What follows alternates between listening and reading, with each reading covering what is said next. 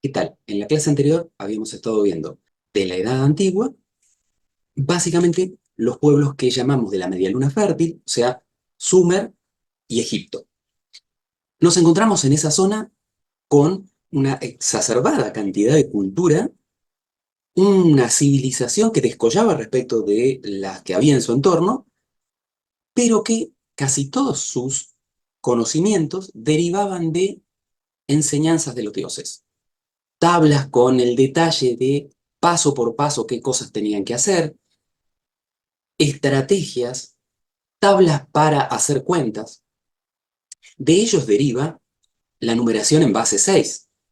Esto de que nosotros todavía estemos contando docenas de huevos, o sea, 2 veces 6, o que estemos contando el tiempo de a 60 minutos y 60 segundos, o 24 horas, 6 por 4, o los meses de 30 días que después fueron modificados por otros pueblos, pero en principio eran 6 por 5. Y el año en 12 meses, 2 por 6. Pero esta civilización, a partir de 2000 años antes de Cristo, más o menos, comienza a decaer. Lo relata la Biblia y también lo relatan las tablillas en arcilla, que provienen de narraciones hechas por ese mismo pueblo. O sea, la gente que vivía en ese momento cuenta lo que le pasaba, no como en el caso de la Biblia, que estamos hablando de un texto que es recopilado 500 años antes de Cristo. Pero parafraseando en una forma bastante general y vulgar el tema, los dioses se cansaron de la desobediencia del pueblo y deciden destruirlo, y de allí el relato de la destrucción de Sodoma y Gomorra. Eso ocurre aproximadamente en el 1950 a.C., y a partir de allí, invasiones y más invasiones de la zona de Sumer, que queda en manos de los acadios, de los babilónicos, de los asirios, de los caldeos, de los persas, de los griegos, y hasta llegar a los romanos en el año cero, que es cuando nace Jesús. Pero lo cierto es que el pueblo originario de esas zonas emigra. Emigra, por un lado, lo que nosotros conocemos hoy como el pueblo judío, hacia la zona, en principio hacia el desierto, y es tomado esclavo por los egipcios, eh, y otros grupos emigran hacia otros lugares, o hacia la zona de la India, la China, o hacia el norte, y van a terminar apareciendo, y esta es la continuación que quería retomar en esta clase, van a terminar apareciendo después en lo que nosotros llamamos Grecia. Pero miremos un poco el estado de situación de la cultura de los sumerios babilónicos. Esta tablilla de arcilla muestra un cuadrado y sus diagonales. Y los números que están escritos allí, obviamente en sumerio babilónico, es exactamente el número de la raíz cuadrada de 2. O sea, el valor de la diagonal de un cuadrado del lado 1. Y esto no solo nos hace pensar que estaban manejando el número de la raíz cuadrada, sino observar el grado de precisión con el que manejaban el número. Abajo en este gráfico les puse la traducción matemática, el cambio de base 60, o sea, 6 por 10, la numeración sumeria, a base decimal, que es la que usamos nosotros, y fíjense que el número que da es 1,41, 42, 13, 56. Todos esos términos recién difieren respecto del valor exacto de la raíz cuadrada de 2, o sea, del valor de la diagonal, a partir de la quinta cifra. O sea, la precisión era muy muy buena para la época. Pero no hay ningún registro de que estos pueblos no solo supieran el significado de la raíz cuadrada, sino que supieran el significado de qué es multiplicar. Una receta dejada por los dioses para hacer una multiplicación con su tablilla al costado de los valores con los que completar esa receta, decía que lo que había que hacer para obtener el valor de una superficie, o sea, de lado por lado, m por n o p por q, lo que quieran, era sumar los dos valores y multiplicarlos al cuadrado, a eso restarle el valor de uno de ellos al cuadrado, el valor del otro al cuadrado y dividirlo por 2. Eso no es otra cosa que el binomio de Newton despejado. Este pueblo no sabía el significado de la multiplicación, pero estaba usando como receta el binomio de Newton. Y tenía tablas de los valores de cuánto vale el cuadrado de cada número. Con esto les quiero hacer notar que, así como la tenían para la matemática, tenían recetas para hacer la cerveza, para hacer el vino, para refinar la miel, para cada cosa que implementaran dentro de su cultura. Todo eran largas recetas de pasos a realizar para hacerlo bien. De argumentaciones de las cosas que hacían, no hay ningún registro. Con esto estoy diciendo, ¿no hacían argumentaciones? Bueno, no podemos decir que no hacían argumentaciones porque no tenemos datos de ello, de negar rotundamente sus argumentaciones. Pero tampoco tenemos formas de defender que argumentaran. Y esta forma de multiplicar nos hace pensar que muy claro el concepto de que multiplicar es sumar tantas veces el primer número como indique el segundo, no tenían. Aquí está la tablita que les ayudaba a sacar esas cuentas extra de los valores del cuadrado de los números para poder hacer ese binomio de Newton despejado al que llamaban multiplicación. Pero vayamos a lo que nos interesa. Para el 2700 a.C., en esa zona de Grecia, tema al que nos dedicaremos en esta clase, estaba ocupada por un pueblo agricultor, pesquero, con una forma de vida básicamente sedentaria, con manejo de la alfarería y no mucho más. Ese pueblo era el pueblo minoico, pero por el 1600 a.C. recibe una invasión de pueblos aqueos. ¿De dónde venían esos pueblos aqueos? Bueno, hay que hacer un estudio más detallado, pero en principio era un pueblo que venía de la zona a donde habían huido los sumerios en esa destrucción de Sodoma y Gomorra hacia el norte. O sea, pegando la vuelta todo por arriba del Mar Negro, terminan apareciendo en Grecia. ¿Cuándo? Y aproximadamente 300 años, 400 años después de ese gran éxodo de Sumer. ¿Qué tenían de particular los aqueos? Bueno, era un pueblo con una cultura un poco superior a la que estaba instalada en la península griega, pero no demasiado. Lo cierto es que los aqueos terminan eh, quitándoles espacios a los pueblos originarios y quedan instalados cerca de Micenas, ese recuadrito verde claro que vemos cerca de Micenas y Esparta, pero al tiempo, como 400 años después, llega otra migración más que también toma la península griega. 1200 años antes de Cristo aparecen los dóricos, los eólicos y los jónicos. En esa secuencia, ¿qué tienen de particular? Los dóricos en general eran un grupo bastante, no le quiero decir belicista, pero sí muy dedicado a la defensa, el cuidado del cuerpo, las estrategias de guerra, eh, la constitución de los ejércitos. Ese grupo de los dóricos es el que se va a instalar, ven las flechas naranjas por donde vinieron, y es el que se va a instalar en toda la zona oeste de la península griega. Y la zona más baja, digamos la zona sur, isla de Creta, isla de Roda, isla de Chipre. El grupo de los eólicos se van a ubicar más en la zona centro, lo que vemos sobre la península como una zona amarillita clara, y los jónicos se van a ubicar en la zona este, una parte sobre la península griega y otra parte sobre el Asia Menor.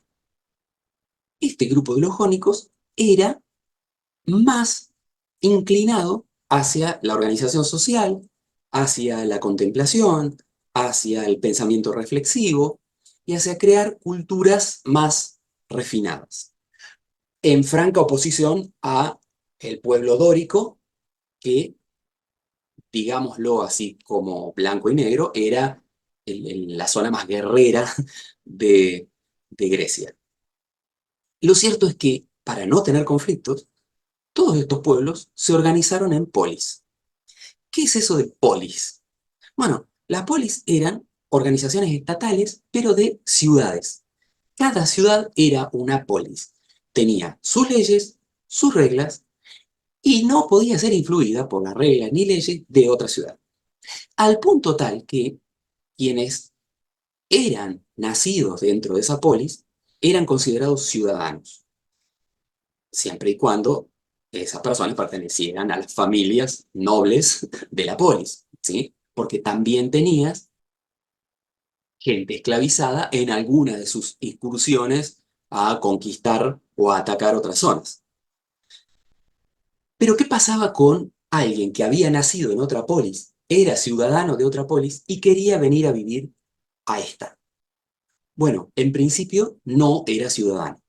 Era lo que se conocía como meteco, una categoría inferior que no podía tener propiedad sobre la tierra, ni tampoco podía votar, salvo que la asamblea de ciudadanos así lo decidiera. ¿Cómo se organizaba la toma de decisiones? Bueno, la toma de decisiones se hacía en una asamblea pública. ¿Dónde se hacían las asambleas públicas? Bueno, las asambleas públicas se hacían en la plaza principal. Esa plaza principal se conocía con el nombre de Ágora. ¿Qué pasa con las polis? Bueno, por el 500 a.C., los medos y los persas deciden atacar, desde el Asia Menor, deciden atacar a Grecia.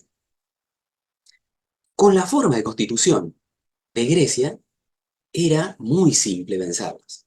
¿Por qué?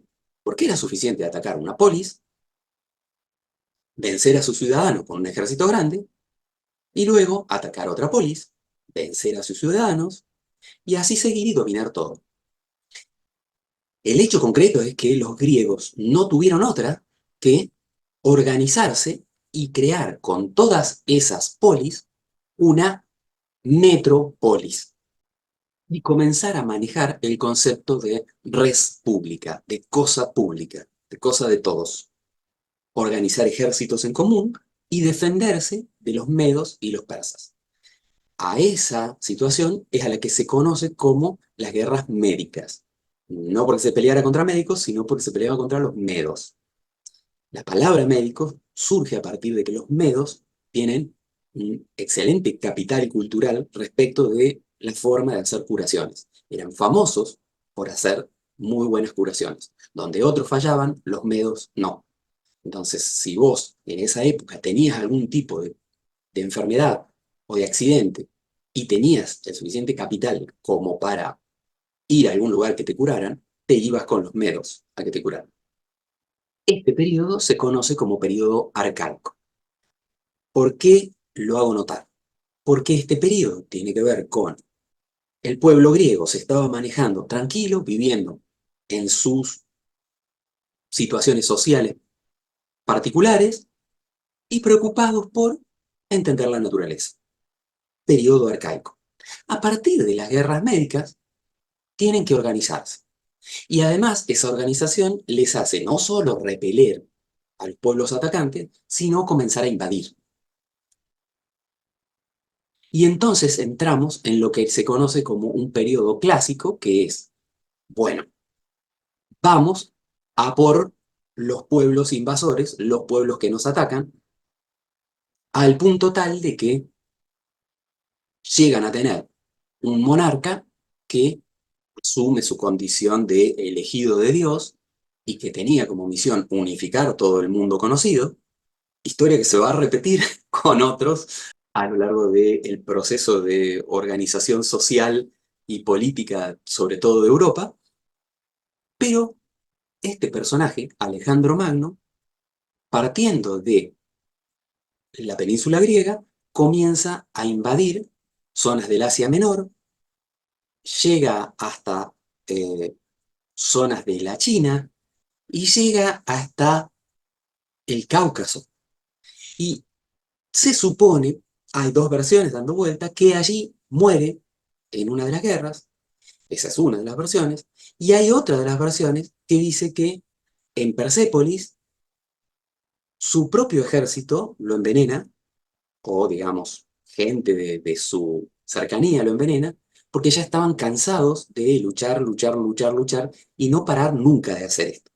Entonces, eh, discrepan con esta visión eh, iluminada por Dios de Alejandro Magno y dicen, bueno, hasta acá llegamos. La muerte de Alejandro Magno en el 323 a.C. hace que Grecia se empiece a sumir. Todo ese periodo se conoce como periodo clásico. ¿Por qué estoy marcando la diferencia y diciendo hay un periodo arcaico y hay un periodo clásico? Periodo arcaico en el que estaban motivados por entender su naturaleza en la que vivían sin demasiados conflictos. Periodo clásico donde su mundo conocido comienza a agrandarse. Comienzan a aparecer nuevos pueblos, con nuevas culturas, con nuevos lenguajes, con nuevas organizaciones sociales, y a los que hay que darle algún tipo de respuesta, porque ya ahora no son un pueblo extranjero, son tu pueblo. Entonces, tenés que poder incluirlos desde algún tipo de argumento que conciba que ambos, con culturas diferentes, con modos de actuar diferentes, con creencias diferentes, son ciudadanos de un mismo pueblo. Unificar la idea de qué es ser un hombre, qué es el bien, qué es el mal, qué es la política. Entonces, las preguntas que le surgen a ese tipo de sociedades en ese momento, con esos problemas, es muy diferente. Y no es que abandonen por completo lo otro, pero tenés un periodo arcaico donde se preocupaban por la naturaleza y un periodo clásico donde se preocupan más por la sociedad y su política. Y cuando muere Alejandro Magno, que todo el imperio empieza a decaer, empieza lo que se conoce como un periodo helenístico. ¿Qué es un periodo helenístico? Bueno, hay gobiernos griegos y qué sé yo, termina nombrándoselo como helenístico, que era el nombre que le daban los romanos a Grecia, eh, pero terminan siendo conquistados en el 146 por el Imperio Romano. Imperio Romano que se había desarrollado muy calmadamente en las costas enfrentadas a la isla de Grecia, a la península griega, o sea, en Italia, ¿con qué? Y con el mismo pensamiento que tenían los dóricos. O sea, con el mismo pensamiento que los espartanos. Este pensamiento guerrero, este pensamiento de entrenar el cuerpo para la guerra, de crear ejércitos. Y ese pueblo romano es el que empieza después, cuando Grecia disminuye su poder militar y su poder de conquista, empieza a invadir todo el resto de las zonas. Y ahí es donde empieza a aparecer el Imperio Romano como tal. Grecia decae, Imperio Romano aparece. Todo este periodo se conoce como periodo helenístico. Los griegos ya dejan de preocuparse por organizar la política y las posturas de qué es un hombre, cuál es el concepto del bien y del mal, y vuelven a retomar las viejas escuelas. Entonces ahí vuelven a aparecer durante esto que llamamos el periodo helenístico los neopitagóricos, neoplatónicos, neoaristotélicos, ¿sí? Que tienen que ver con retomar lo que filósofos anteriores habían estado pensando durante esos periodos anteriores. Finalmente, el Imperio Romano se expande por todos los alrededores del Mediterráneo y tomando prácticamente toda Europa y parte del Asia Menor, y en este mapa podemos ver en qué momentos de la historia fue agrandando sus territorios, y esto termina básicamente porque esa organización del pueblo romano deja de ser sustentable. Y deja de ser sustentable porque hay tres patas que hay que tener en cuenta acá. La primera, la económica. O sea, la zona de Europa propiamente dicha no daba las suficientes ganancias como para sostener el ejército. Y ustedes dicen, ¿pero por qué hay que sostener un ejército? Porque Roma lo había hecho todo invadiendo por la fuerza. Nada de hacer acuerdos mansos con otros pueblos. Los invadimos por la fuerza. Entonces, si vos invadís por la fuerza otro pueblo y todavía encima le implantás tu cultura y no te asimilás a la de ellos, tenés un enemigo dentro de tu territorio. Y para eso necesitas ejército. Y si no tenés la plata para pagarle a ese ejército se te va a rebelar, porque necesitan un sueldo para seguir comiendo. Le pasó eso, el ejército se rebeló, comenzaron a desbandarse, a crearse grupos de los soldados desertores que saqueaban territorios, que estaban en los caminos para asaltar a la gente que transitaba. Comienza a generarse un desorden de administración de todo ese imperio. El lado este, o sea, la zona más asiática del Imperio Romano, tenía algunas ventajas, porque en la zona de Constantinopla, acá, este cruce de todo el comercio que venía desde el Asia y que entraba en barco por el Mediterráneo, era controlado y era cobrado en ese lugar. Entonces, todo el imperio este, tenía muchas ganancias. Bien, el otro problema que estaban teniendo era la religión. En el año cero ya había nacido Jesús. Ya habían pasado 300 años y en esos 300 años la fe cristiana había crecido muchísimo. ¿Y por qué había crecido la fe cristiana? Bueno, porque del otro lado de un Dios que perdonaba por los errores, que no te pedía nada a cambio, que además te decía, solo los pobres heredarán el reino de los cielos, tenías a un panteón de 12 dioses, los dioses romanos, que solo te hacían favores si le dabas ofrendas. O sea, eran dioses para ricos. ¿Qué ofrenda le podía hacer un esclavo? ¿O qué ofrenda le podía hacer un siervo? Entonces, poco a poco, esclavos y siervos, la gran mayoría del pueblo romano, termina adoptando un dios que lo escuchaba. Y Roma comienza a tener conflictos ideológicos internos.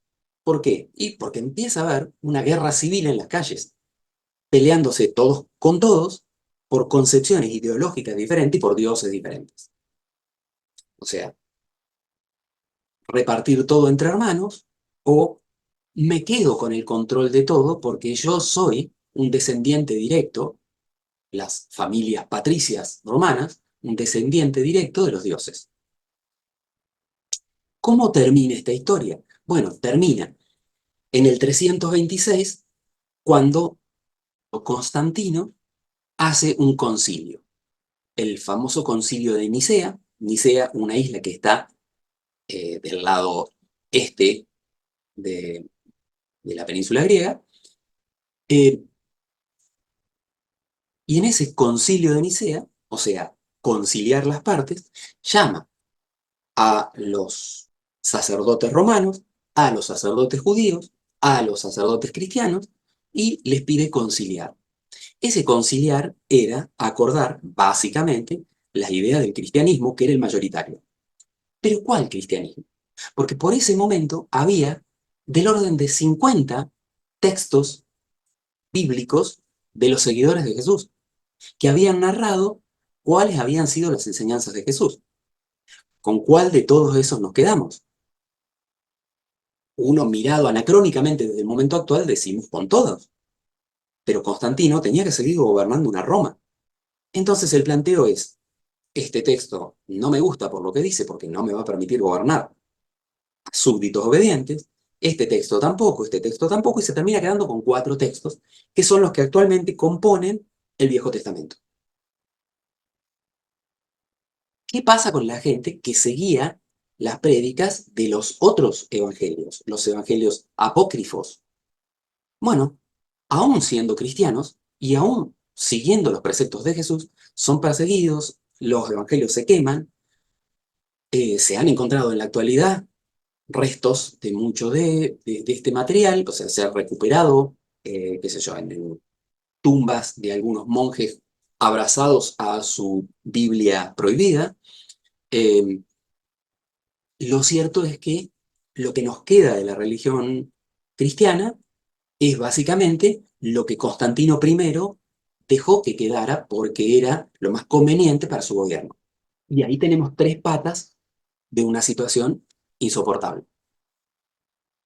Tenés pérdida de poder económico, tenés pérdida de poder de represión, porque tu ejército no te responde, y tenés pérdida de toma de decisiones frente al pueblo, porque el pueblo decidió un Dios que perdona. El Imperio Romano empieza a perder poder como una de las últimas estrategias para tratar de salvar las cosas. El emperador divide al Imperio Romano en el Imperio de Oeste, el Imperio Romano de Oeste y el Imperio Romano del Este, se los da a cada uno de sus hijos. El Imperio Romano del Este termina conociéndose como el Imperio Bizantino y el Imperio Romano del Oeste, o sea, lo que podríamos llamar Europa, termina siendo invadido por otro montón de pueblos que estaban esperando su momento. Pueblos del norte, como los sajones, lombardos, los francos, los godos, los visigodos, los vikingos, todos esos comienzan a bajar desde el norte hacia la zona más cálida de Europa, porque la necesidad que tenían todos esos pueblos del norte era lugares cálidos donde sembrar, donde criar animales, estaban viviendo en zonas inhóspitas. Donde el Imperio Romano pierde poder, todos los pueblos del norte, de las zonas frías, bajan y toman estas regiones.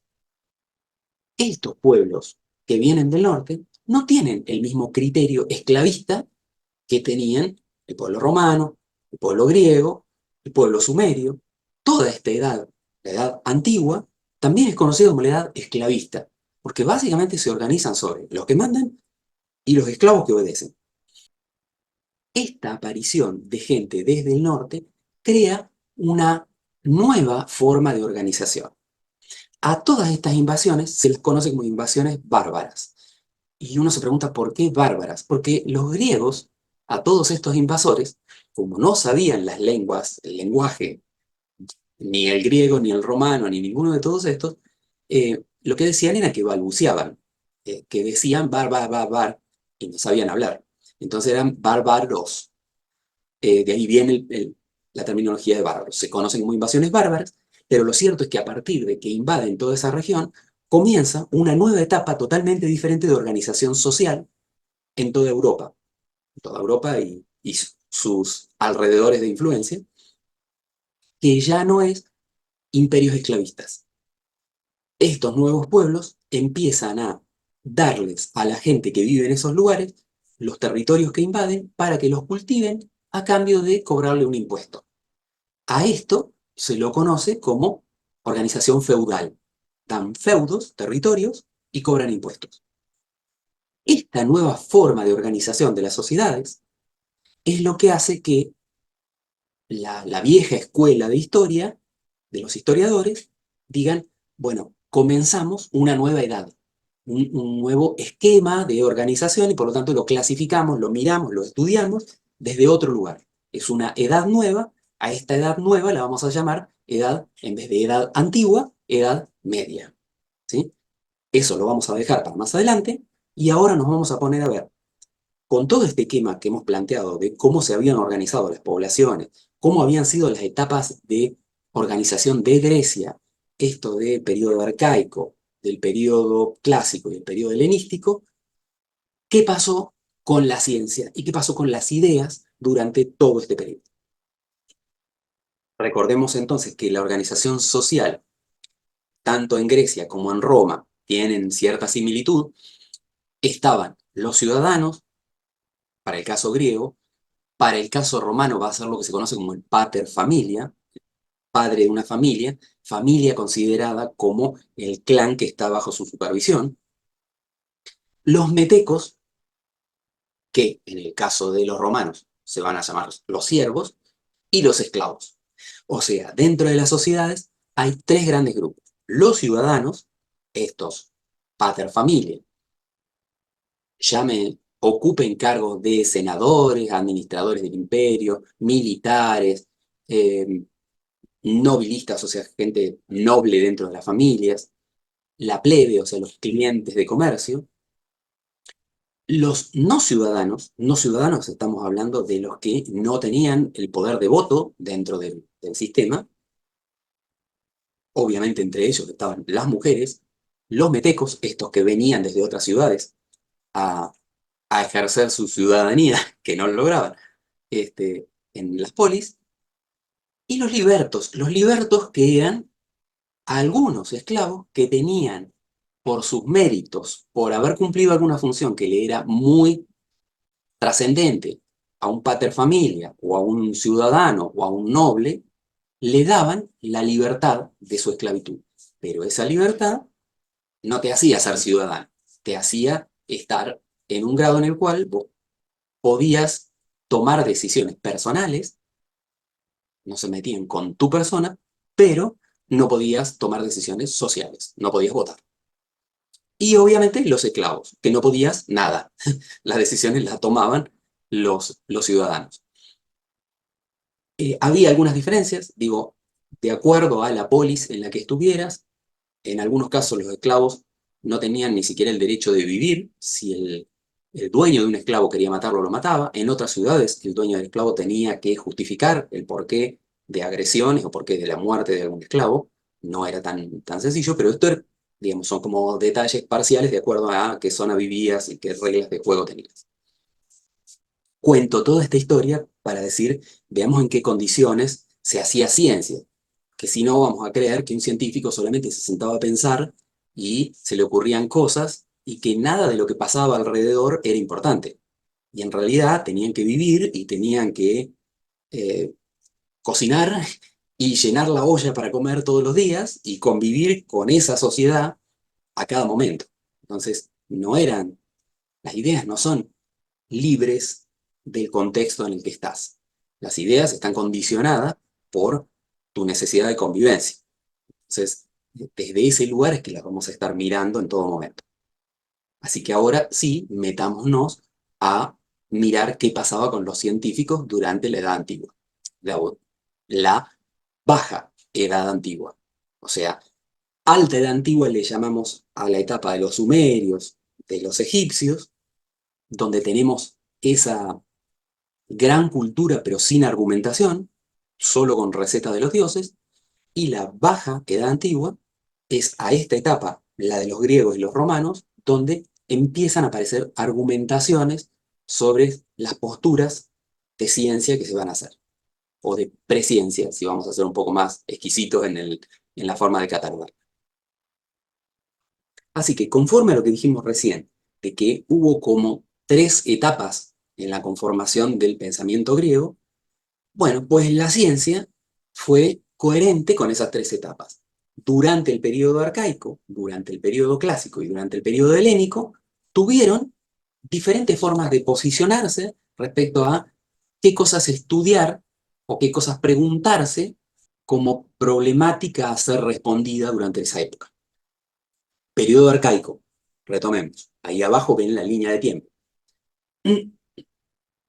Periodo arcaico, estamos hablando del periodo donde existían las polis, antes de que se unificaran todas, antes de que empezaran a invadir y a crear un gran imperio griego, y este periodo se dedicaba a reflexionar sobre la naturaleza. Un periodo clásico, este periodo clásico es cuando tienen un imperio y tienen la problemática de que ahora tenés ciudadanos de muchas culturas, muchas lenguas, muchas formas de pensamiento sobre la realidad, y es ahí donde descollan personajes como Sócrates, Platón y Aristóteles, que no fueron los únicos, pero uno los toma como referentes porque marcaron tres escuelas muy fuertes de pensamiento que de alguna forma las actuales escuelas, las actuales formas de pensar son herederas de aquellas primigenias. Entonces, importante mirar lo que pensaban estos muchachos porque nos da una referencia o una primera introducción a entender cómo piensan las escuelas eh, enfrentadas ideológicamente de la actualidad respecto de qué es la realidad, qué es o de qué trata el mundo, el mundo físico y el mundo de las ideas en el que vivimos. Y luego dijimos un tercer periodo, un periodo helenístico, donde Grecia se achica, disminuye, lo invaden los romanos, y en este periodo los griegos vuelven a ser eh, trabajadores de la ciencia, recuperando el estudio de las ciencias naturales, recuperando algo del pensamiento de los anteriores maestros de las escuelas arcaicas y las escuelas clásicas. Entonces van a empezar a aparecer las neoescuelas, ¿sí? Los neopitagóricos, los neoplatónicos, los neoaristotélicos, los neosocráticos. Eh, que van a empezar a explicar la naturaleza en base a escuelas que ya están armadas previamente. Así que comencemos mirando qué pasaba durante el periodo arcaico, este primer periodo donde eh, la organización era de polis y donde los filósofos eran o ciudadanos o, en su gran mayoría, metecos. ¿Y por qué digo en su gran mayoría metecos? Bueno, porque mayoritariamente los filósofos de la época, si querían estudiar, hacían un periplo de irse a estudiar a Babilonia, de Babilonia, cuando habían aprendido todo lo que tenían que aprender, se iban a Egipto a estudiar con los sacerdotes egipcios, o al revés, primero Egipto, después Babilonia, y cuando tenían capturado todo el conocimiento avanzado de la época en esas regiones, volvían a sus pueblos. En algunos casos no volvían a su propia ciudad, volvían a otra ciudad, en cuyo caso dejaban de ser ciudadanos para ser metecos. Entonces, había muchos casos de filósofos ciudadanos y en muchos casos de filósofos metecos. Y había algunos filósofos que andaban viajando de ciudad en ciudad porque su fama los arrastraba a recorrer regiones. Este periodo arcaico también es conocido como periodo presocrático. ¿Por qué? Porque el periodo clásico arranca o es considerado como el primer filósofo importante del periodo clásico, Sócrates. Entonces, todo lo anterior a Sócrates es presocrático. O sea, el periodo arcaico, el anterior, es también un periodo presocrático. Independientemente de los rótulos que le pongamos, si arcaico o presocrático, uno de los representantes principales de este periodo es Tales de Mileto. ¿Qué conocemos de Tales de Mileto? Y en principio conocemos el teorema de Tales, que, como sabemos, no es de Tales, es de los egipcios. Los egipcios ya estaban usando este concepto de, bueno, si yo quiero saber la altura de una pirámide, suficiente con plantar una varilla, de nuevo, receta, planto una varilla, veo la sombra, y entonces la sombra que da la varilla es proporcional a la sombra de la pirámide, como la altura de la varilla es proporcional a la altura de la pirámide. ¿Eh? O sea, son triángulos semejantes. Tales de Mileto tomó esa idea y construyó el famoso teorema de Tales. Si dos paralelas son cortadas por dos transversales, los segmentos proporcionales de una de ellas son iguales a los segmentos proporcionales de la otra.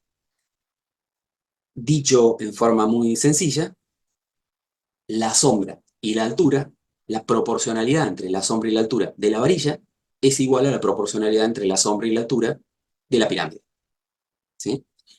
Dicho en una formulita, la distancia OA respecto de la distancia OB es igual a la proporcionalidad que hay entre la distancia A' y la distancia B'. ¿Por qué le llamamos teorema de Tales si lo habían hecho los egipcios? Bueno, porque, y aquí radica lo trascendente del pueblo griego. ¿Por qué le damos tanta importancia al pueblo griego? Porque los científicos griegos, los filósofos griegos, se dedicaron a demostrar, a hacer demostraciones de sus afirmaciones. No era solo el tener una receta que funcionara y que podamos usar, sino entender sobre qué argumentos puedo usarla con la seguridad de que no cometo un error. Y aquí es donde entra a jugar muchísimo su estrategia de demostración. No podían recurrir a el álgebra, a los números, porque la verdad el sistema numérico por esa época estaba muy poco desarrollado. El sistema numérico tenía los números enteros, pero los decimales no existían. Apenas si se manejaba el concepto de fracciones cuando las fracciones eran divisibles. Y cuando no eran divisibles, se complicaba. No tenías números decimales, no tenías cero, te resultaba difícil multiplicar y dividir. Y si con eso querías, con esas palabras de ese lenguaje matemático, querías expresar ideas, estabas en problemas. Entonces los griegos usaron el lenguaje de la geometría. ¿Y qué decía el lenguaje de la geometría? Bueno, puedo establecer proporciones entre las distancias y puedo establecer proporciones entre los ángulos. Con esas estrategias es que operaban para encontrar esas proporciones y eso les permitía crear reglas justificadas en la geometría.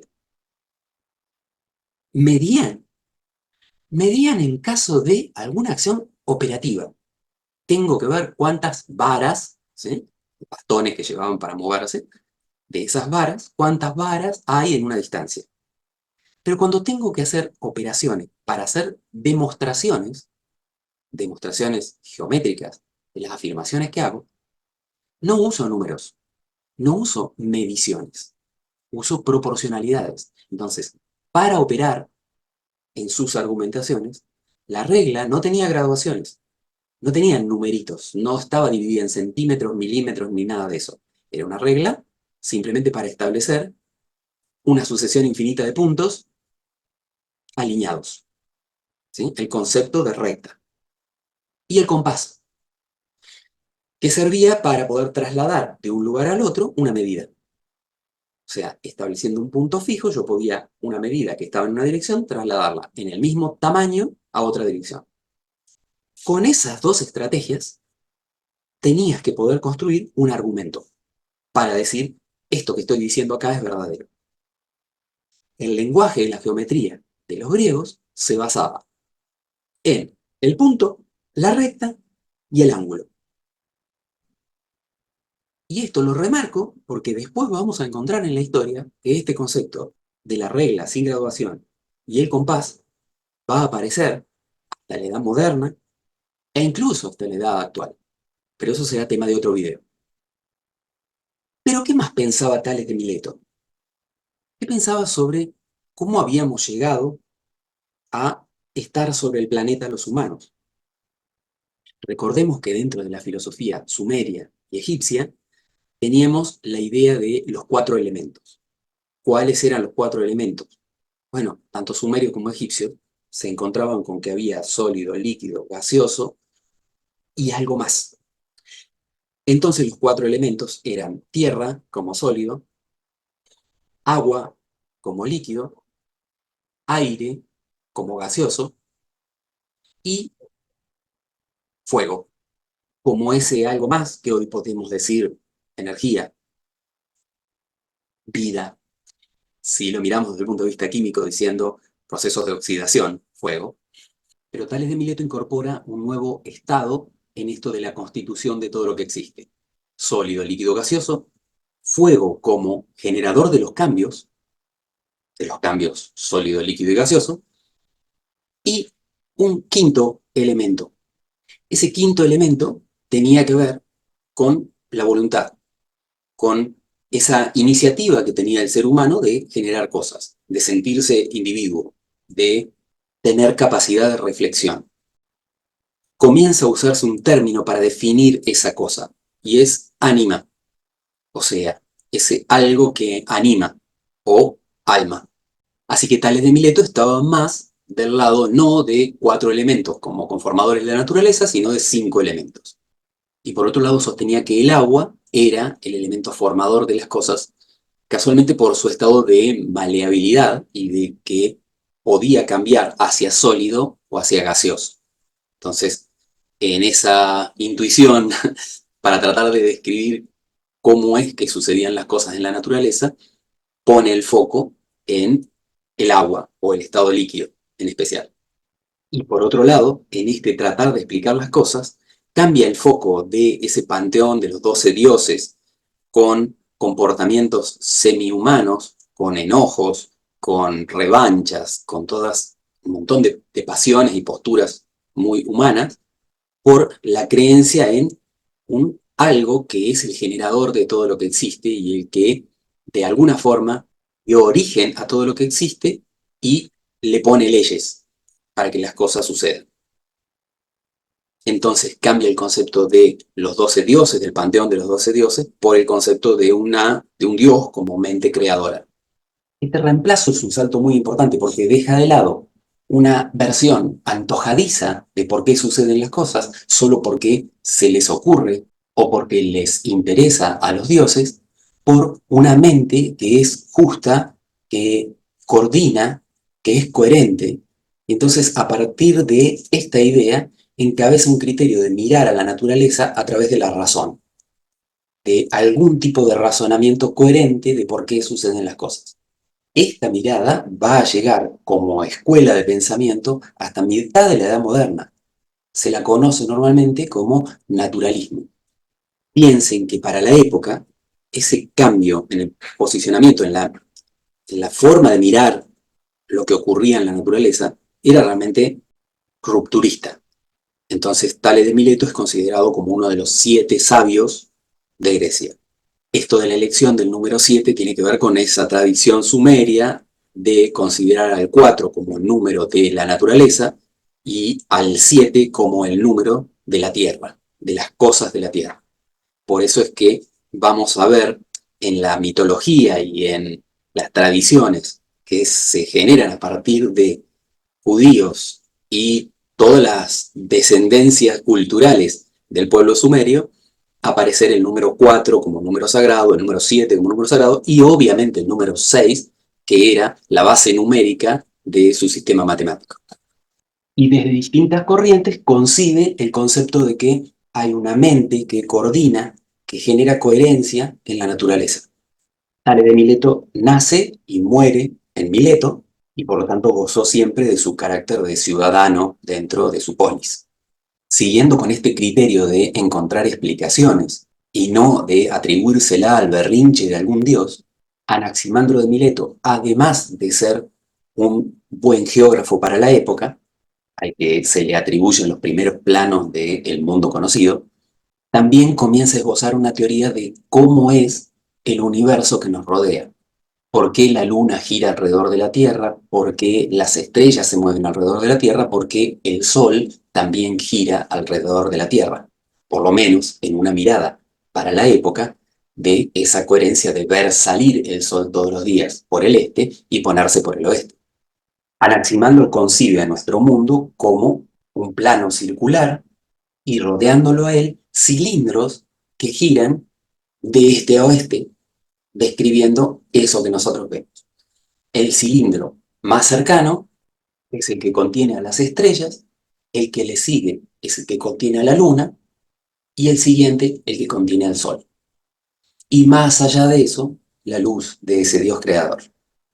Había cálculos entre los babilónicos y los egipcios que podemos considerar más avanzados, con más precisión, por lo menos en la determinación de la posición de estas estrellas y de los planetas, pero el mundo griego tardó en adoptarlas. Y si esta modelización de los cielos inicia un camino hacia la astronomía, la otra afirmación más fuerte que hace Anaximandro es quizás la iniciadora de lo que va a ser la teoría de la evolución o en general la teoría de la vida para la biología. Anaximandro hace una afirmación muy arriesgada. El hombre surgió de los peces. ¿Cómo es que se le ocurre una afirmación así? Pues en plena península griega encuentran restos fósiles de peces. Allí donde el mar nunca había llegado, o por lo menos no mientras los griegos vivían, había muestras de que en la antigüedad había peces y caracoles. Entonces, una de las suposiciones de Anaximandro es que, así como la víbora muda su piel todos los años, o los gusanos dejan su piel para convertirse en mariposas, el hombre en algún momento de la vida debió hacer una mutación de ese estilo para transformarse de esos peces primitivos en el hombre que es ahora. Anaximandro también era ciudadano de Mileto y discípulo de Tales de Mileto. Si es que con sus matices podemos considerarlo como una continuación de este primer filósofo. En el caso de Anaxágoras de Clasomene, comenzamos a ver un poco esta vida tumultuosa que tienen los científicos que viajaban de polis en polis. Dentro de Atenas, es condenado a muerte por enseñar que el Sol era una esfera incandescente y que la Luna era una esfera como la Tierra que reflejaba la luz del Sol. Así es que, como meteco de Atenas, debe huir porque no tenía chances de sobrevivir a una condena. Sus principales afirmaciones son, al igual que sus predecesores, la existencia de un nous, de una inteligencia eterna, creadora de todo, la idea de la racionalidad, de que los postulados que se sostengan deben estar contrastados con lo observable, con la realidad observable, y en este sentido sostiene que los seres humanos tienen libre albedrío. Pero además investiga minuciosamente algunas cosas, como por ejemplo la respiración de los peces, en esta intriga de cómo es posible que respiren bajo el agua, siguiendo la idea de la astronomía, por qué ocurren los eclipses, y de hecho los llega a explicar, y también sostiene una afirmación muy arriesgada para la época, la existencia de átomos, o sea, de pequeñas particulitas sin división, átomos sin división, que combinando sus giros, sus movimientos, sus uniones, logran los efectos de todo lo que vemos a nuestro alrededor. ¿Y por qué digo que esta mirada es arriesgada? Porque sostener la idea de partículas también hace sostener la idea de que entre partícula y partícula hay vacío. Y allí la mente creadora, el dios o el reino de los dioses no tienen influencia. Allí no hay ley. Este tipo de afirmaciones era inconcebible para una sociedad tradicional griega. No es casual que no sea bien recibido en muchas de las polis. Pero quizás el más famoso de todos los filósofos de esta edad presocrática o arcaica es Pitágoras de Samos. En su caso, no es solamente que alcanza grandes logros científicos, sino que además crea una escuela de pensamiento que se plasma en muchas escuelas a lo largo de toda Grecia.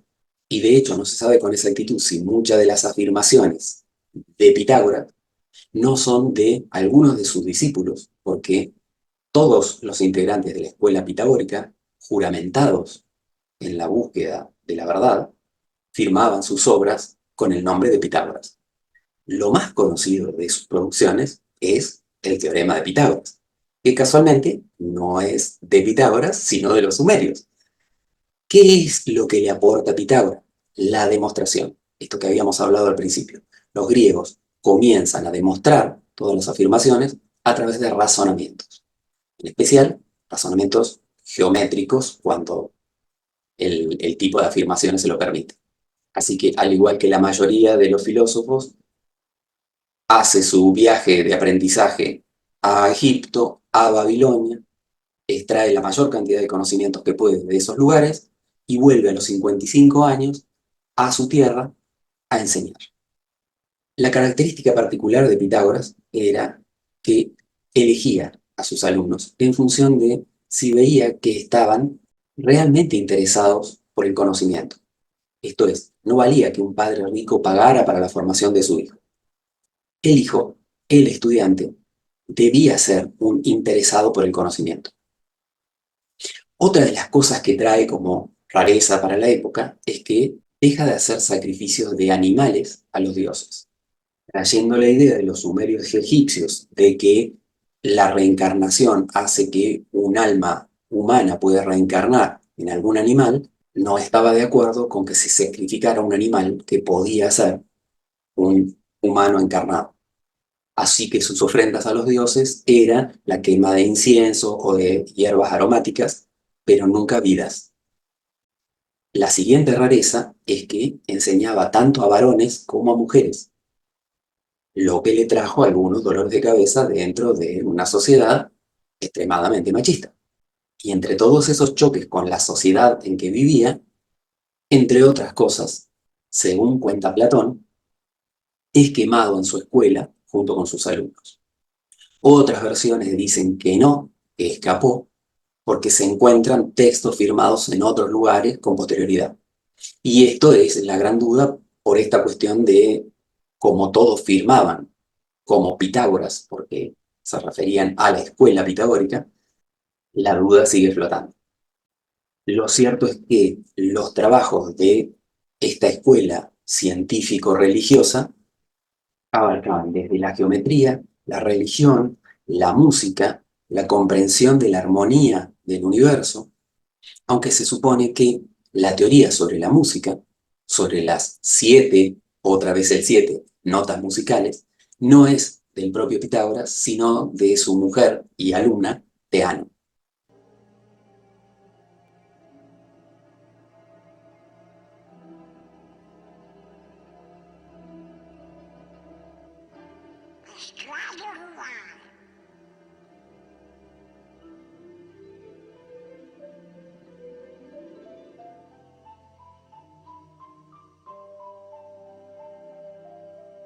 Vaya, pero qué criatura más rara.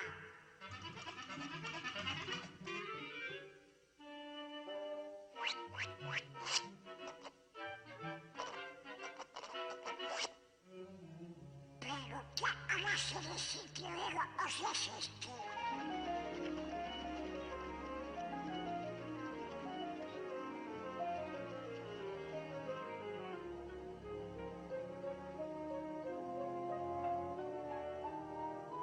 ¿Qué te parece?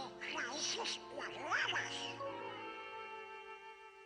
Pi es igual a 3,14, 15, 92, 65, 35, 89, 74, etcétera, etcétera, etcétera.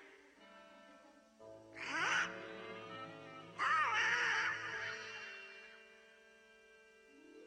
¡Hola! Hola, Donald. Así soy yo. ¿Dónde estoy? En el país de las matemáticas. ¿Matemáticas? No lo conozco. Es un país de grandes aventuras. ¿Quién eres tú? Soy un espíritu, el verdadero espíritu de la aventura. Eso es lo mío. ¿Qué viene ahora? Un viaje maravilloso por las matemáticas. ¿Matemáticas? Eso es para empollones. ¿Empollones? Espera, Donald. A ti te gusta la música, ¿no? Sí.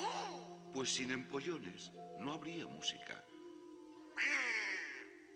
Venga, vayamos a la antigua Grecia, a la época de Pitágoras, el rey de los empollones. ¿Pitágoras? El padre de las matemáticas y la música. ¿Matemáticas y música? Oh, las matemáticas están en los sitios más extraños. Observa. Primero necesitamos una cuerda. ¡Ay! Estirémosla bien y tócala. Ahora divídela por la mitad y vuelve a tocarla. ¿Lo ves? Es el mismo tono, una octava más agudo. Ahora divide la siguiente sección y la siguiente.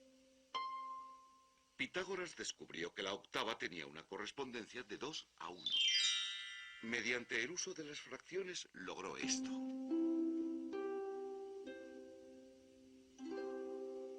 Y a partir de esta armonía de números desarrolló la escala musical de hoy en día.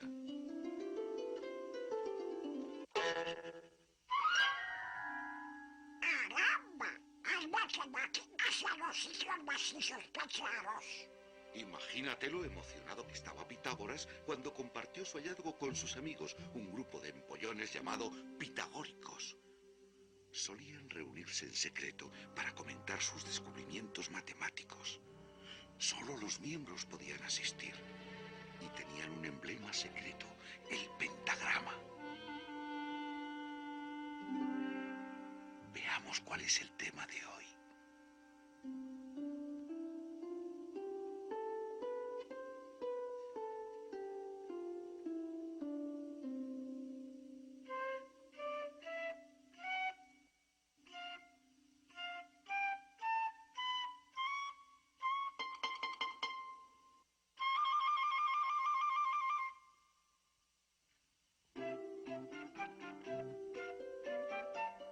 ¿Qué están haciendo? Shh, están improvisando. Un poco más de ritmo.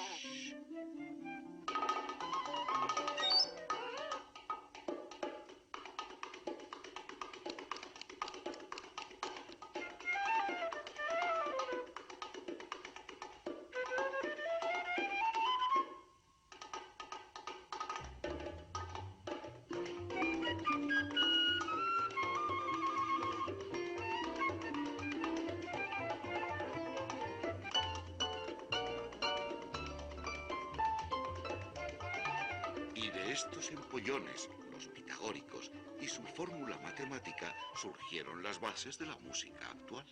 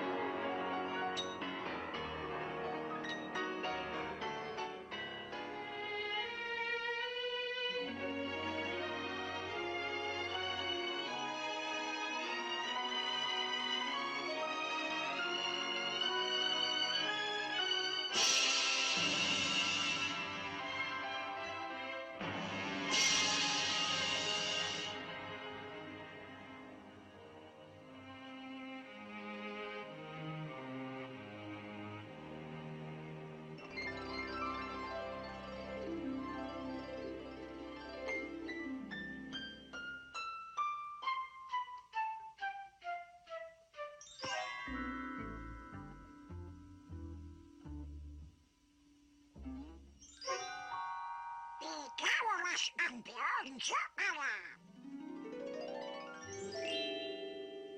Soy un empollón bien guardado.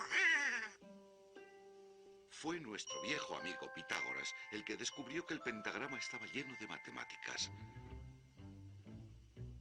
Las dos líneas más cortas unidas son exactamente iguales a la tercera. Y este fue el primer paso para demostrar la ley de las proporciones. Las líneas segunda y tercera unidas son exactamente iguales a la cuarta. De nuevo se demuestra que hay una proporción. Pero esto es solo el principio. Oculto en el pentagrama está el secreto para crear el rectángulo perfecto, que los griegos admiraban por sus bellas proporciones y sus mágicas cualidades. La estrella contiene el rectángulo perfecto en varios puntos.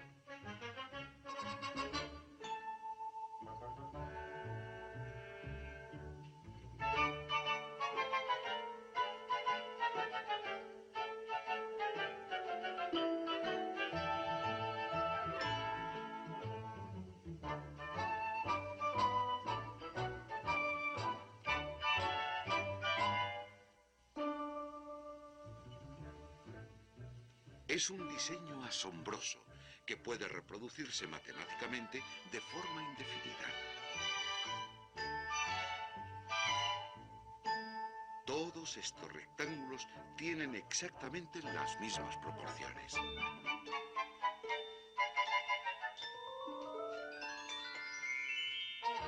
Esta figura también contiene una espiral mágica que repite las proporciones de sus líneas hasta el infinito. Para los griegos, el rectángulo perfecto representaba una ley de belleza matemática. Lo encontramos en su arquitectura clásica. El Partenón, tal vez el más famoso de los edificios de la antigua Grecia, contiene muchos rectángulos perfectos.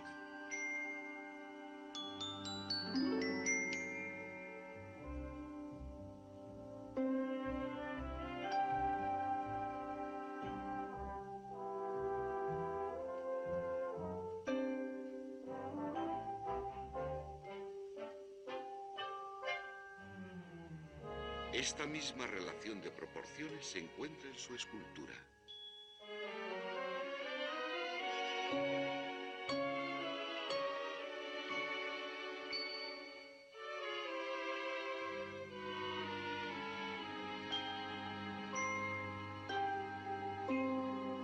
los siglos siguientes, el rectángulo perfecto dominó el concepto de belleza arquitectónica en el mundo occidental. La Catedral de Notre Dame es un impresionante ejemplo. Los pintores del Renacimiento conocían bien este secreto.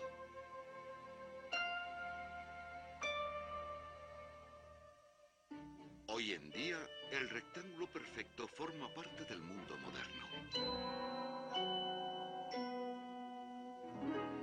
Los pintores modernos han redescubierto la magia de estas proporciones. Veamos cómo utiliza la naturaleza esta misma forma matemática. La petunia. El jazmín estrellado. La estrella de mar. La flor de la cera. Hay literalmente miles de honorables miembros en la Sociedad Pitagórica de la Estrella.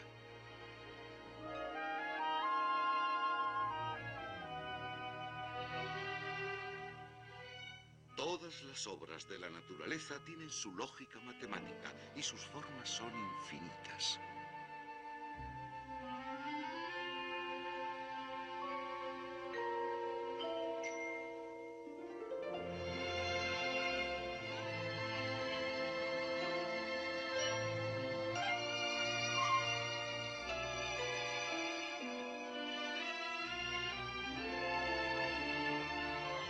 Las proporciones que son consideradas como perfectas a menudo se dan en las espirales de los diseños naturales.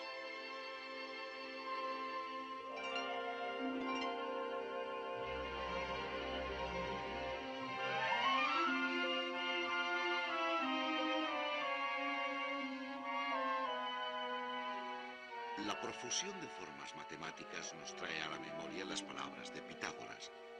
Los números son el principio, la fuente y la raíz de todas las cosas.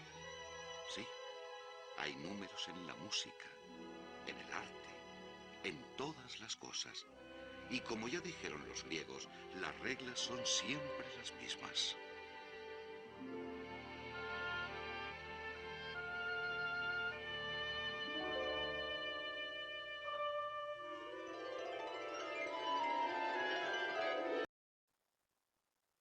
Dentro de la medicina y de la biología humana, a quien es obligación poner en primer lugar es a Hipócrates de Cos. Hay que aclarar Hipócrates de Cos y no de Quíos. Quíos era un lugar muy cerquita de Cos. Y también Hipócrates de Quíos fue un filósofo matemático.